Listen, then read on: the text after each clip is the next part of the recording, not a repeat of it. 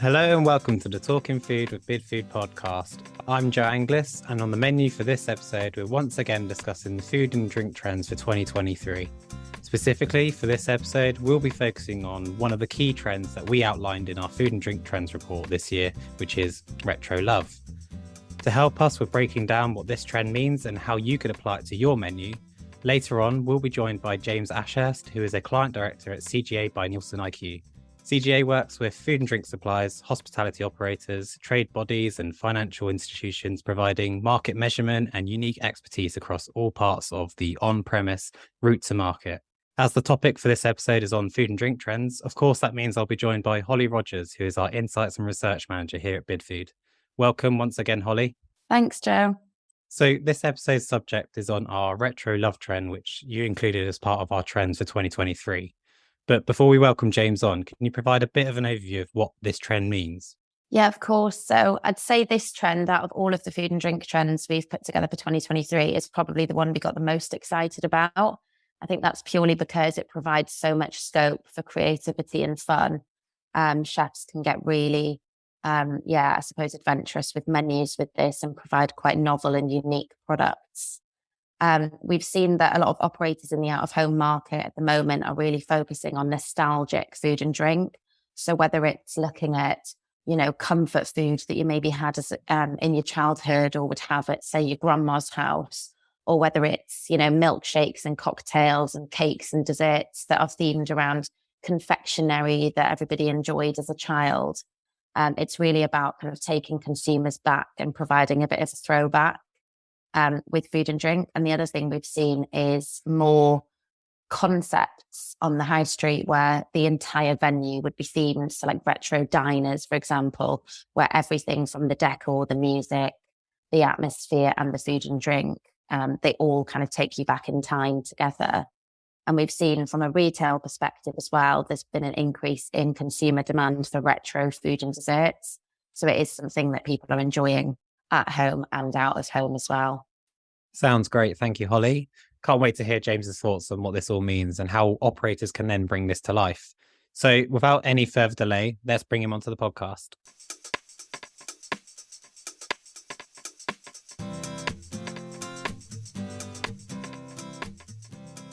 Welcome back. I'm glad to say that we're now joined by James Ashurst, Client Director at CGA by Nielsen IQ, onto the podcast. Welcome, James, and thank you for taking the time to join us. Hello, thank you for having me. No problem at all. So before we start asking you lots of questions on the retro love trend, could you share a bit about the work you do for CGA by Nielsen IQ and how you supported in the development of Bidfood's trend this year? At CGA, we specialise in the off-home. We're really passionate about the off-home, and that's what we love to talk about. And we work with the biggest wholesalers, supplier brands, operators, marketing agencies, etc., to really help them understand a variety of things within the sector. So we kind of achieve that through a load of different ways, things from like in-depth bespoke consumer research, where we can run like NatRep surveys to understand the public's feelings or behaviours on a certain topic. Or we can do it through things like volumetric data, where we'll take a read on the market to help understand, say, like a market share or rate of sale. And the outputs of all that are kind of dependent on the client, but it can result in shaping things like direction of NPD or shaping a commercial strategy, or in the case of yourselves at Bidfood, it was about getting an understanding of the emerging trends in the coming year or two and seeing how we can shape that into something that can help your clients going forwards.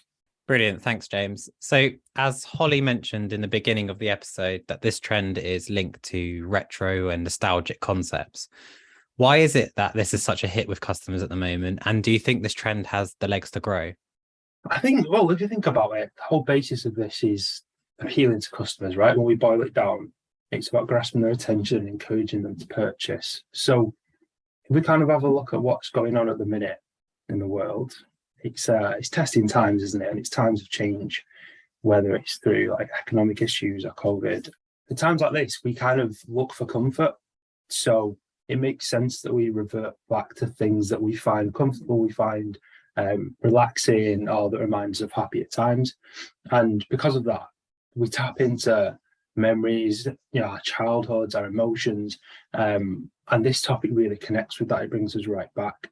And to answer your point in terms of, is it something that can grow? I think absolutely it can. And I'm really looking forward to seeing how it can, because it's a relative concept, isn't it? Nostalgia. It moves with the individual or the generation, and something that I might find nostalgic, my 18-year-old godson might not, but there'll be something that he finds nostalgic, and then that will eventually, come into the market, and we'll be able to see that sort of having live examples. So yeah, I think it's a really exciting topic that we can just watch emerge and develop over the next few years.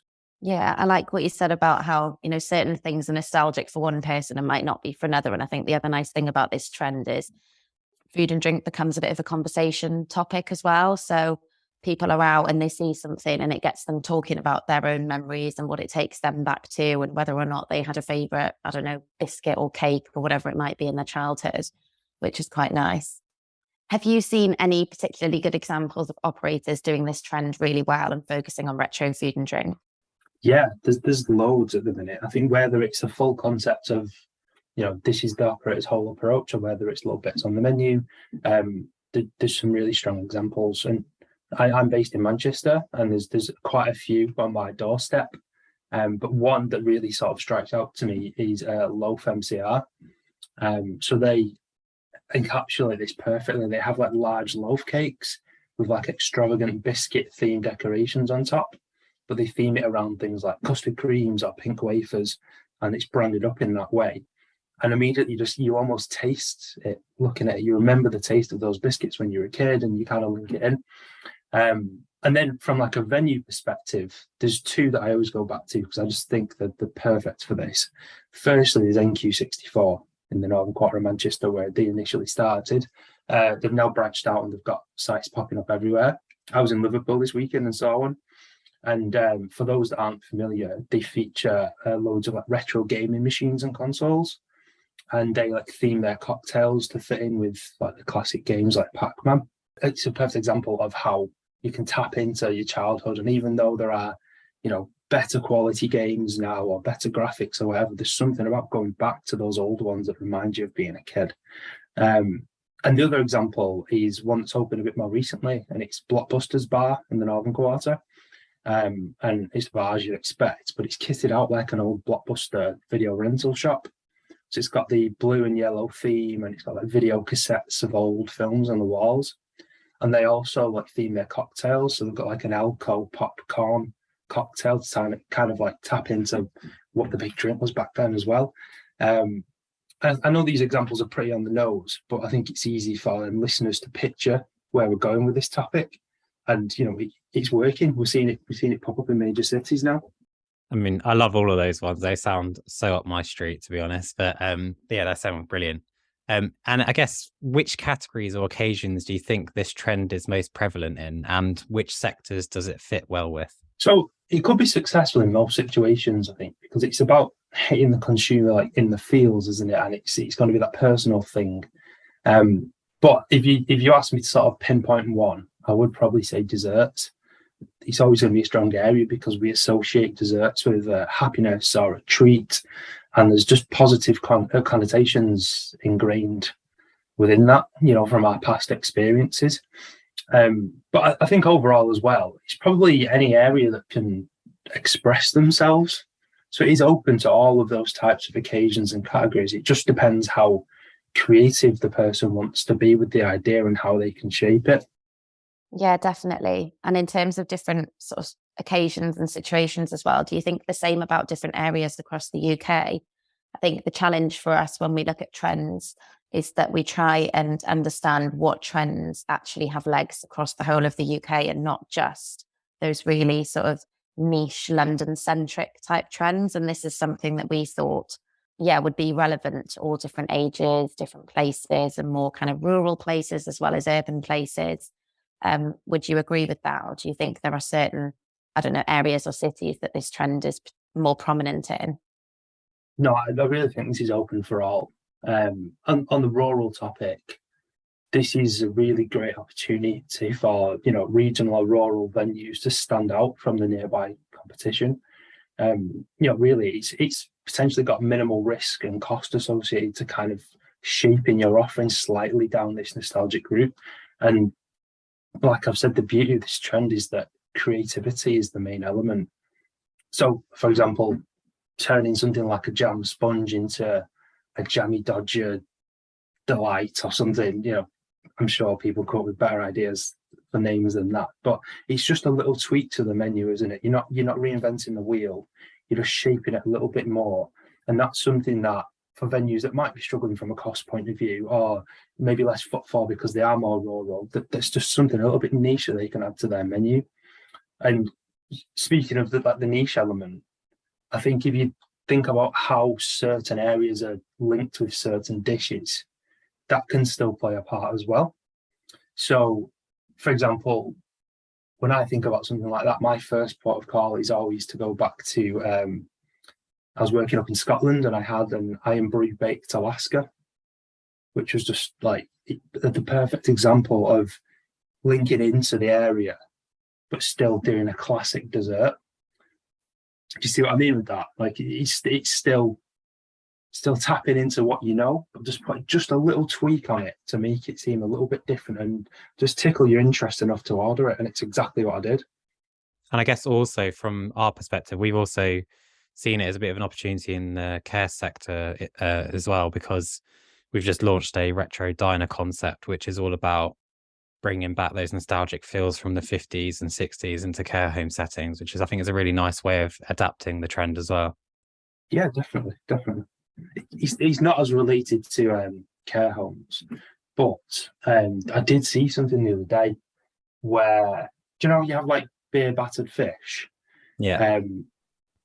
It was a similar approach, but it was Irn-Bru battered fried chicken. And I know I'm clearly on the Irn-Bru bandwagon here right now, but it just shows that's an adaptable concept, isn't it? Depending on the sector, depending on the area, depending on the clientele that you're providing for. You can sort of base that on age ranges. Is it more of a, for kids of my generation, it might have been like the Panda Pops back in the day, or like someone of an older generation, it might be like a Dandelion and Burdock or something like that. And you can kind of cater it to who you're working with at the time.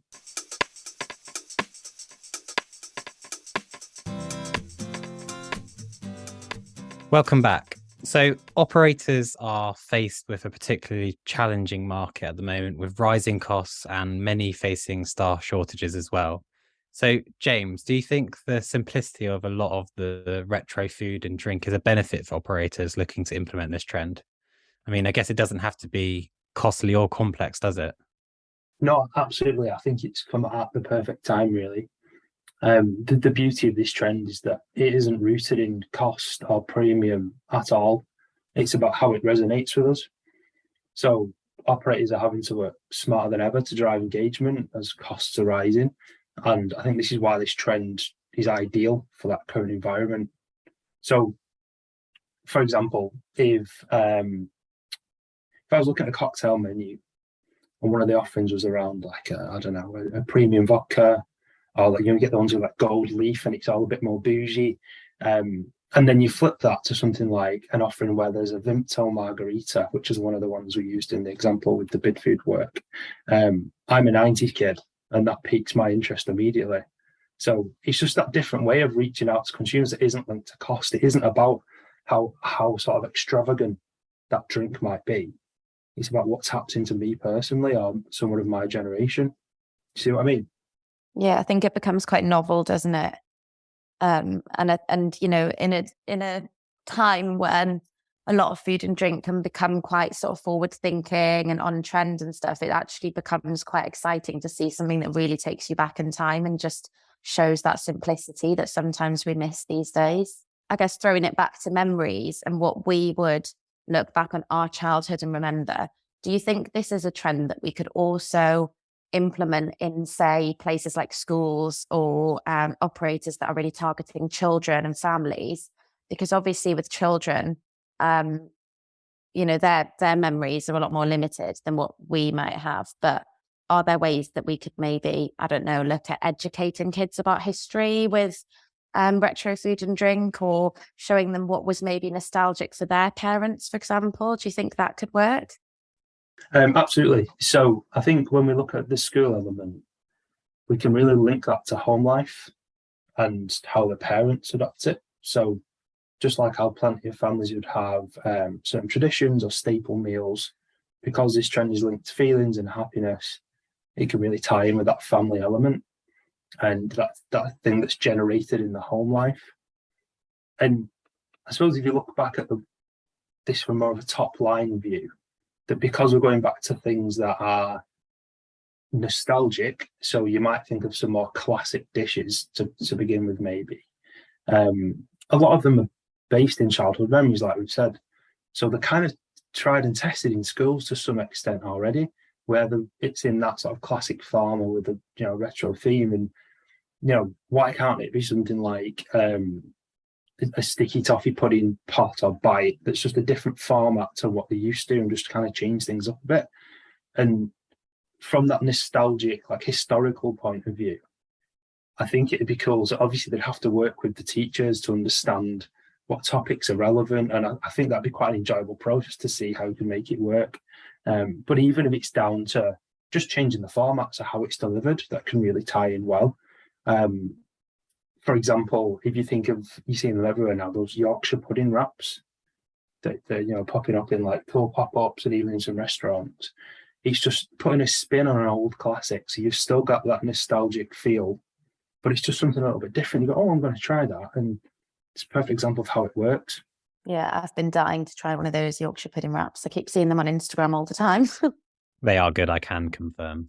I guess, and just for fun to end the episode, if you had to pick one absolute favorite nostalgic dish, what would it be? And what about a dessert or sweet treat? I'm going to guess you're going to go down the Irn-Bru route because of what you mentioned earlier. Funnily enough, no, I'm not going to. Can you tell I used to work for Irn-Bru based on this? There are all the links. No, I'm not going to go Irn-Bru. I think really I'd like to come across a bit more interesting and come up with all these cool ideas based on what my job is, but I can't see past like good old fish and chips. There's so many memories of like seaside trips or weekend treat that, yeah, I think that was the first thing that popped in my head, and it's still sort of fits in that role for me now. I had it on Friday, and I was looking forward to it all week. It's a treat, and it does kind of take me back like that, so it fits in really well with this theme. And then I suppose from a sweet treat point of view, I don't have the biggest sweet tooth, but again, I kind of went with my gut on what was the first thing that came into my head. And do you remember those? I don't know if you had it in your school, like school cake, like the tray bake things that were like sponge with the sprinkles on the top. Exactly that. Yeah. Exactly that. Yeah. That was the first thing that popped in my head. And you even had like ones of like, I hope this wasn't just my school, like green custard and things like that. That just was that just me? Chocolate cake with green custard? We used to have that. We had pink custard, green custard, and then like yellow. Yeah, exactly. So those are the things that just kind of popped into my head. And actually, I don't know if you've seen it, that like a lot of delivery apps now, you can like select like dessert delivery, can't you? And I've seen quite a few of these school ones pop up now, but you can order those things and have that retro experience. And I suppose if looking back on what I've just said there, that both those examples are like ingrained, aren't they, in my childhood? So I guess it's really on theme with what we've been talking about. Holly, do you have any specific ones that you think that links into this one? Oh, I think mine would be more things like confectionery and sort of like cakes that every time I went to my grandma's house, she'd always have in the tin, like no matter what. And it was things like mini rolls or like, the Mr. Kipling angel slices. Yeah, things like that. But that school cake that James mentioned, we used to have that. And I was actually in a cafe the other day. I can't remember where I was, but they were selling it and they called it school cake. And it straight away just took me back. And purely because it was such a sort of novelty to see it, I really wanted one. So that definitely worked on me. I definitely agree. That's really taken me back, that one. So they all sound great. So thank you very much. I think I'll wrap things up there for the episode. But before I do, James, thank you so much for joining us on the podcast for this one. That's been a pleasure. Thanks for having me. No problem at all. And Holly, thank you for being my trusted co-host once again. No problem. It's been a pleasure. Thank you. If you'd like to know more about our food and drink trends for 2023, you'll find links to it all in our show notes. We'll also be recording more episodes on the different trends with experts and customers to bring them to life over the next few months. If you've enjoyed this episode and want to learn more, please make sure you follow us on whatever platform you use to listen to podcasts on to ensure that you are the first to hear them. Until next time, goodbye.